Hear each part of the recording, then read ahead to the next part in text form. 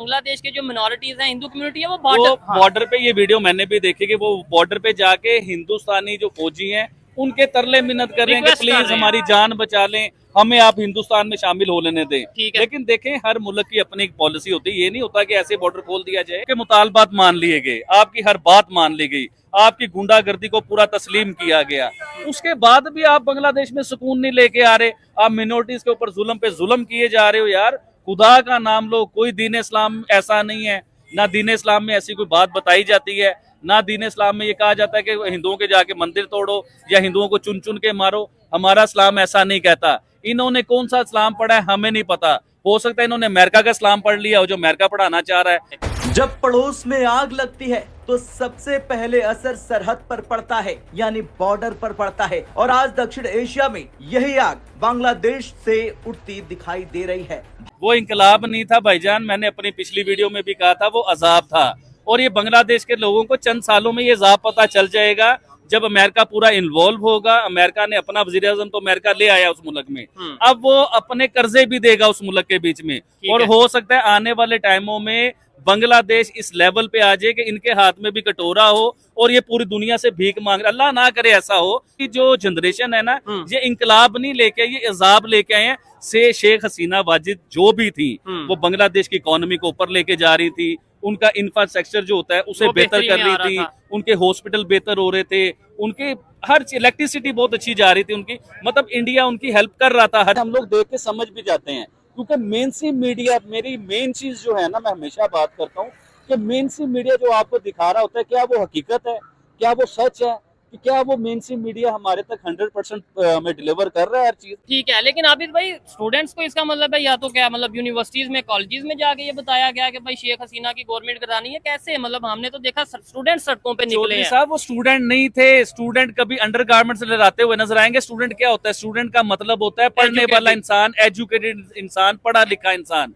तो स्टूडेंट कभी ऐसी हरकत करेंगे कि अंडर गारमेंट्स लेके लहराए जाएंगे? ये स्टूडेंट नहीं थे। स्टूडेंट थे, मैं ये नहीं मानता कि स्टूडेंट बिल्कुल भी नहीं थे, कुछ स्टूडेंट थे बीच में, लेकिन बहुत ज्यादा लोग बीच में अपने घुसाए गए, पार्टियों के घुसाए गए, अमेरिका के चाहने वाले जो लोग थे वो घुसाए गए, जिन्हें डॉलर मिलते हैं वो लोग बीच में आए, जिन्होंने प्रॉपर एक तोड़ फोड़ की, गवर्नमेंट को गिराया गया, डराया गया। और आप ये देखें कि अमेरिका में जो शख्स थे मोहम्मद यूनुस नाम के, जो उनके वजीर आजम बन गए, वो तो बांग्लादेश में थे भी नहीं, उनका तो बांग्लादेश से मेरे ख्याल से लेना देना ही खत्म हो चुका हुआ था। तो वो रातों रात उधर के वजीर आजम बन गए। आपको याद होगा कि पाकिस्तान में भी इस तरह एक वजीर आजम था, उनका नाम आपको शायद याद होगा, शौकत अजीज आए थे, जिन्हें शायद वो कहा जाता था जी रातों रात ब्रीफ केस वाले प्राइम मिनिस्टर आए हैं। और जिस तरह शौकत अजीज पाकिस्तान में रातों रात अमेरिका से आए और वजीर आजम बन गए ना, इसी तरह मोहम्मद यूनुस रातों रात वजीर आजम बन गए। वजीर आजम वाला ना उनका कोई टैलेंट था, ना वो तो इकोनॉमी के ऊपर उनकी स्टडी है, बैंकिंग। तो जैसे कि आपने फर्स्ट क्लिप में देखा, बांग्लादेश में हो रहा है दोस्तों, वो हिंदुत्व को वो हर्ट कर रहा है।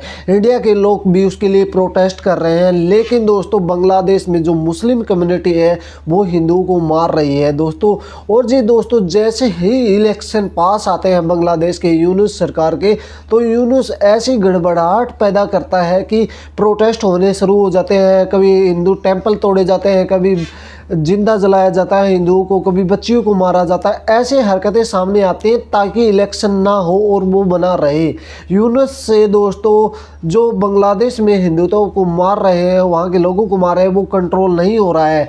और इसको लेकर आबिद अली ने क्या कहा, सुनिए आप इस वीडियो में। पाकिस्तान में तो वो रातों रात जो वजीर आजम बने, ये सब एक ड्रामा था। अगर स्टूडेंट उधर इंकलाब लेके आ रहे थे तो स्टूडेंट फिर बांग्लादेश से कोई बंदा लेके आते ना, जिसे वजीर आजम बनवाते या हेड ऑफ स्टेट बनवाते, तो उन्होंने अमेरिका से ही कोई बंदा क्यों चूज किया? क्योंकि इसमें शेख हसीना वाजिद के बयान के से मिला के देखें आप कि अमेरिका इन्वॉल्व था। सबसे पहले शेख हसीना वाजिद को अमेरिका वीजा नहीं देता, अपने मुल्क में आने की इजाजत नहीं देता।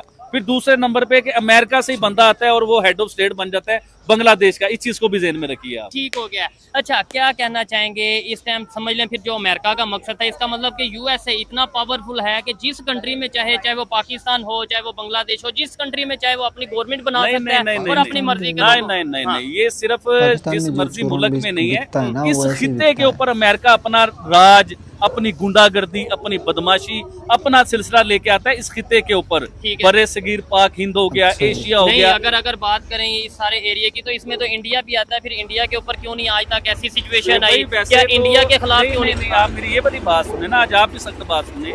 आप सारा दिन इंडिया इंडिया करते हो, आप हर वीडियो इंडिया के ऊपर बनाते हो, तो आपको ये आइडिया नहीं है कि इंडिया के बीच में भी अमेरिका ने बहुत कोशिश की उनके हालात खराब करवाने की, उनके झगड़े करवाने की। जिस तरह खालिस्तान का मामला शुरू हो गया, जिस तरह मणिपुर का मामला शुरू हो गया, तो ये अमेरिका इन्वॉल्व होता है। देखिए इस एशिया, आप पूरी दुनिया के टीवी को लीजिए कि पूरे दुनिया का मेन स्ट्रीम मीडिया क्या कह रहा है, दुनिया के खबरात क्या कह रहे हैं, दुनिया के यूट्यूब क्या कह रहे हैं, आपने उस चीज को भी लेना है। क्या के बीच में अमेरिका अपना एक जो है ना पूरा हक जमाना चाहता है, क्योंकि वो जिस मुल्क में अपने मर्जी का वज़ीर-ए-आज़म लेके आता है, तो अगर वो वज़ीर-ए-आज़म अमेरिका की बात नहीं मानता तो उस मुल्क में मुख्तलिफ तरीकों से प्रोटेस्ट शुरू हो जाते हैं, एहतजाज शुरू हो जाते हैं, जिसकी वजह से वो गवर्नमेंट गिरानी पड़ती है। सब अमेरिका की ब्लैकमेल है। इंडिया की गवर्नमेंट तो नहीं गिरी, उसकी क्या वजह सर? इंडिया के लोग समझदार हैं। देखिए सबसे बड़ी बात, इंडिया की इकोनॉमी सेट है, वो कर्जा नहीं लेते, वो भिखारी नहीं है। जिस तरह पाकिस्तान के वज़ीर-ए-आज़म को कहा जाता है कि पूरी दुनिया में भीख मांगते हैं, देखिए हमें ये चीज अच्छी नहीं लगती। बिल्कुल, हमारी का मीडिया ये बताता है कि पाकिस्तान के वज़ीर-ए-आज़म कहीं भी जाते हैं, भीख मांगने जाते हैं या पैसे मांगने जाते हैं। इंडिया के वज़ीर-ए-आज़म की आपने कहीं ये खबर सुनी कि वो कहीं भीख मांगने गए हैं या किसी से उधार मांग रहे हैं या कर्जा मांग रहे हैं? तो उनकी इकोनॉमी सेट थी, वो अमेरिका के आगे ब्लैकमेल हो सके नहीं। कुछ तो उनके लोग एजुकेटेड थे। देखिए मैं पूरे इंडिया को नहीं कह रहा कि पूरा इंडिया समझदार था, बीच में कई लोग होते हैं जो बातों में आ जाते हैं, लेकिन मोस्टली लोग समझदार थे। भारत आज सिर्फ एक देश नहीं बल्कि क्षेत्रीय स्थिरता की धुरी है, और जब इस धुरी के आसपास कट्टरता, नफरत और हिंसा बढ़ने लगे तो पूरी दुनिया चौकन्ना हो जाती है। इन्होंने अमेरिका को इन्वॉल्व नहीं होने दिया। ठीक हो गया। हाँ, ये चीज बड़ी मैटर करती है, क्योंकि पाकिस्तान में जब भी ऐसी सिचुएशन बनती है, यूथ नौजवान बाहर आते हैं, और यूथ की जो इस टाइम एजुकेशन का अगर हम लेवल चेक करें पाकिस्तान में, वो सबको आइडिया है। अगर बांग्लादेश की बात करें, उधर भी स्टूडेंट्स। मैं एक और बात आपसे करना चाहूंगा, मैं अपने मुसलमानों की बात करना चाहूंगा कि मुसलमान, इस दौर का मुसलमान इतना बेवकूफ, इतना नलायक है मुसलमान कि आप सोच भी नहीं सकते हैं। ये पे फतवा लग जाना जो आप सर फतवा नहीं ना, बात पूरी सुनेंगे तो फतवा नहीं ना लगेगा, आधी बात सुनोगे तो फतवा लग जाएगा।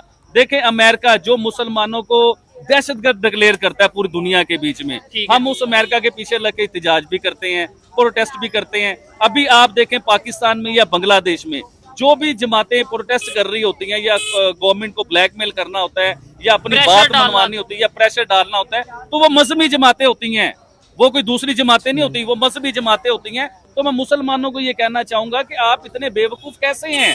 आप किस तरह अमेरिका की बात में आ जाते हैं? जो अमेरिका आपके मुल्क के हालात खराब करवाता है, आपको दहशतगर्द डिक्लेयर करता है, उसी अमेरिका की आप बात भी मानते हैं। जैसे कि आपने वीडियो में देखा, बांग्लादेश को लेकर दोस्तों हर कोई हैरान है। दोस्तों हम आपको बता दें, बांग्लादेश को इंडिया के जरिए ही हेट मिलती थी। बांग्लादेश को दोस्तों रशिया ने लोन दे रखा है, रशिया ने बांग्लादेश को लोन दिया था, क्योंकि दोस्तों बांग्लादेश का जो भी बिजनेस है वो इंडिया कर रहा है। इंडिया के अडानी अंबानी जे इलेक्ट्रिसिटी वहाँ पे पैदा कर रहे हैं, और इस लिहाज से दोस्तों पुतिन ने बांग्लादेश को लोन दिया था, और बहुत ज़्यादा लोन दे दिया भारत के विश्वास के कारण। लेकिन दोस्तों अब अमेरिका ने भी स्टेटमेंट दे दिया है, अब रशिया के राजदूत ने भी स्टेटमेंट दे दी है कि भारत के साथ अपने ताल्लुकात सही करो, और अमेरिका ने भी स्टेटमेंट दे दी है कि तुम ऐसे दहशतगर्दी करते रहोगे तो तुम पे एक्शन हो सकता है।